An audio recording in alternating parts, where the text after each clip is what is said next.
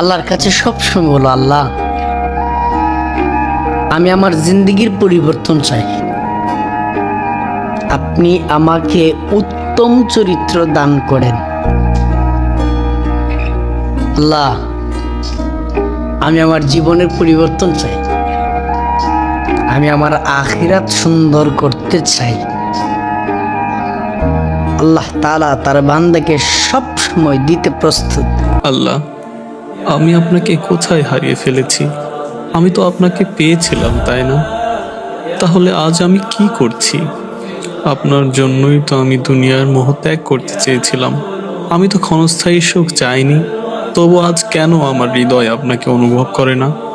আল্লাহ, আমি তো দুনিয়ার লোভ করিনি, আমি শুধু আপনাকেই চেয়েছি।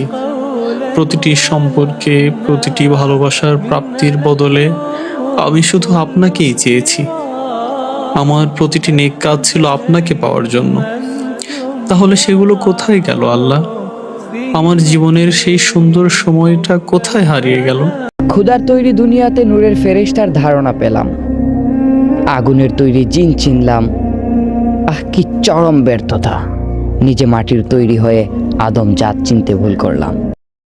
রক্তের অভাবে যিনি মারা গেলেন, তার 40 দিন দাওয়াত খেতে এলো একই রক্তের গ্রুপের 27 জন লোক। আমি সেই দরবারের ফকির, যে দরবারে ধনীরা গিয়েও ভিক্ষা চায়। আমি সেই মালিকের গোলাম,